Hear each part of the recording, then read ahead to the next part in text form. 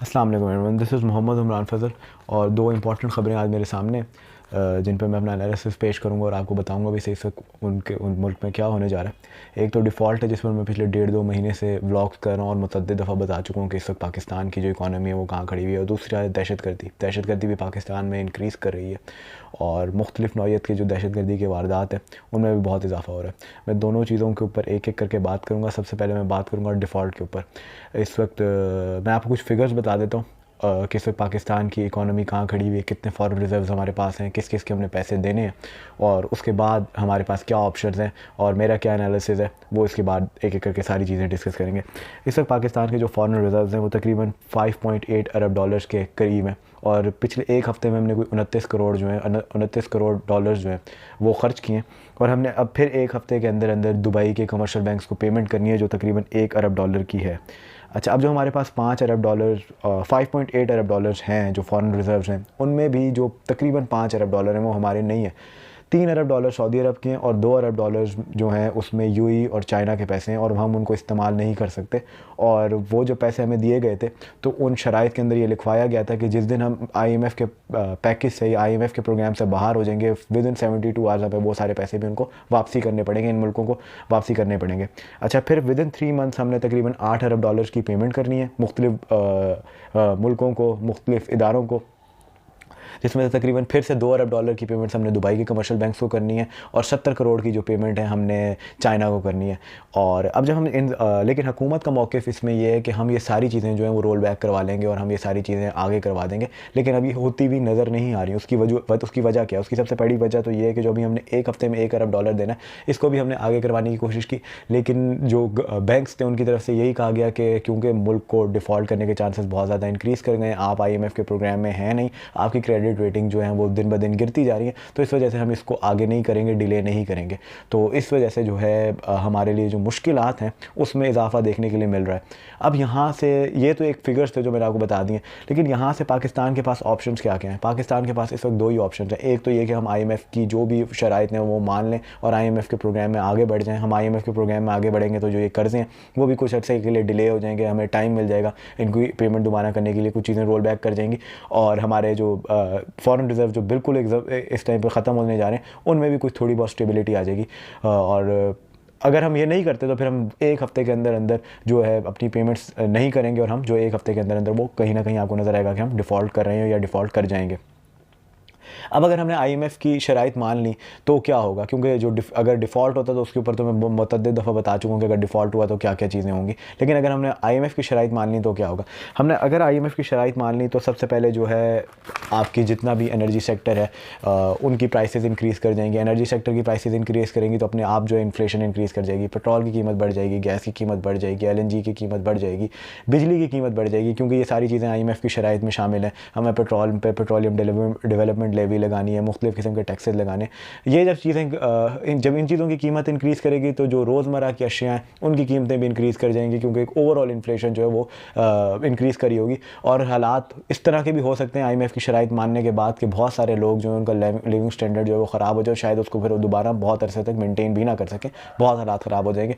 लेकिन अब मेरा एनालिसिस ये है कि हमारे पास दूसरी जो ऑप्शन है वो डिफ़ॉल्ट ही है, लेकिन डिफ़ॉल्ट से बेहतर यही है कि हम आईएमएफ के पास जाएँ। हमें मुश्किल डिसीजंस लेने पड़ेंगे, हमें आईएमएफ की बात माननी पड़ेगी, बहुत सारे लोगों को इस वक्त मुश्किलात भी देखनी पड़ेंगी, लेकिन मुल्क जो है वो डिफ़ॉल्ट होने से बच जाएगा। और फिर हमें यहाँ से देखना पड़ेगा हम किस तरीके से आईएमएफ के प्रोग्राम से बाहर निकल सकते हैं आने वाले सालों के अंदर। अच्छा, इस सब में एक चीज़ और जो मैं बताना चाहता हूँ वो ये है कि 2 ओपिनियंस हैं या 2 नैरेटिव्स हैं जो पाकिस्तान में बनाए जा रहे हैं इस सिटिंग हुकूमत की तरफ से। जो इनके फाइनेंस मिनिस्टर हैं ख़ास तौर पर आपको ये कहते हुए नज़र आते हैं।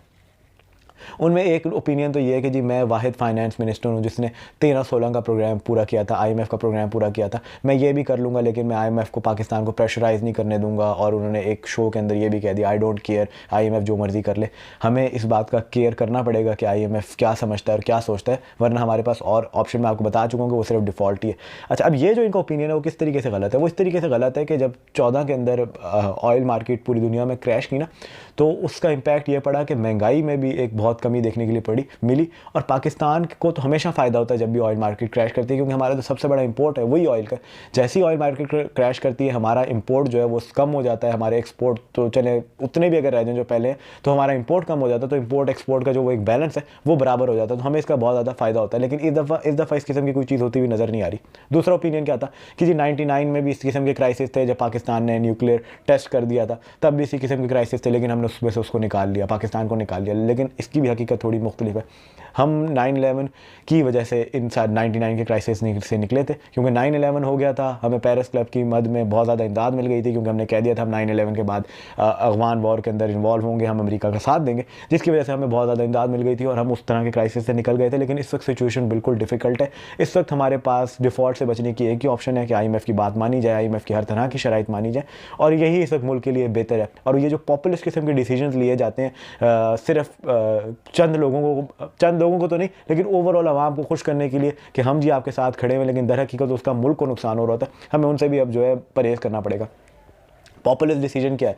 पॉपुलिस्ट डिसीजन ये है कि आप पेट्रोल की कीमतें जो हैं वो कम कर दें, और इंटरनेशनल मार्केट में पेट्रोल ज़्यादा मिल रहा है, आप पेट्रोल की कीमतें कम कर दें। इस वक्त बाकी में पेट्रोल की कीमतें इंटरनेशनल मार्केट में इतनी ज़्यादा नहीं है, लेकिन ये पॉपुलिस्ट डिसीजन जो हैं वो माजी में लिए गए, फेब में लिए गए। ये इमरान खान साहब ने भी लिए और इनकी हुकूमत ने भी लिए। जब तकरीबन पेट्रोल की कीमत $124 पर बैरल के ऊपर थी, तो अब हमने देखा कि हमारे मुल्क में पेट्रोल की कीमतें बढ़ ही नहीं रही थी और सब्सिडाइज पेट्रोल मिल रहा था, यानी कि हुकूमत अपनी जेब से पैसे दे रही थी लोगों को पेट्रोल डलवाने की, और उसका नतीजा हमने देखा कि आज हम कहाँ पे खड़े हैं। तो सबसे पहले तो इन डिसीजन से परहेज़ करना पड़ेगा और IMF की शराइत माननी पड़ेंगी अगर हमें वो डिफ़ॉल्ट से बचना है तो। बहरहाल अब दूसरे जो टॉपिक है आज का उसकी तरफ बढ़ूँगा, और वो है दहशतगर्दी।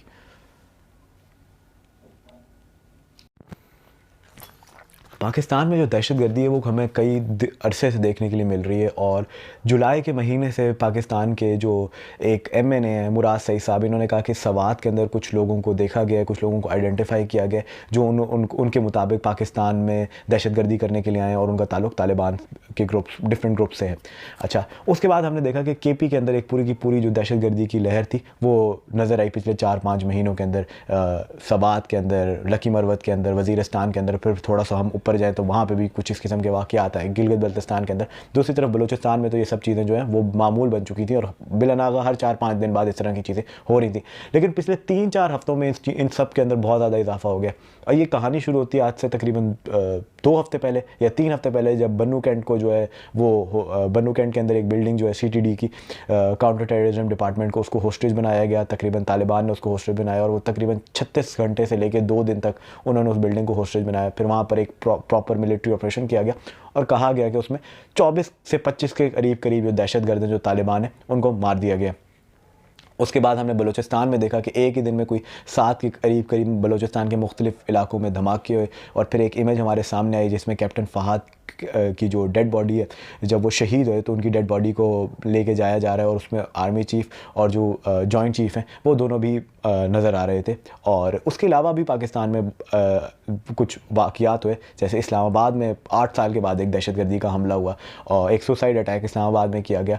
और फिर मुख्तलिफ जो एम्बेसीज़ हैं उन्होंने अपने जो सिटीज़न्स हैं उनको कहना शुरू कर दिया कि आप अपना ख्याल रखें, इस्लामाबाद में इस किस्म की फ्री मूवमेंट ना करें। उसमें US शामिल था, उसमें UK शामिल था, ऑस्ट्रेलिया शामिल था, UAE शामिल था, सऊदी अरब भी शामिल था। इन सब ने कहा कि आप इस्लामाबाद में अपनी इस तरह की फ्री मूवमेंट ना करें, क्योंकि इस्लामाबाद में दहशतगर्दी का ख़तरा है। साथ साथ इन्होंने एक और बात भी की, और वो ये थी कि जो मैरियट होटल है उसके करीब ही ना जाए। मैरियट होटल में एक दफ़ा पहले भी धमाका हो चुका है और बड़ा ख़तरनाक किस्म का वहाँ पे धमाका हुआ था, जहाँ पे 50 के करीब जो लोग थे वो शहीद हो गए थे।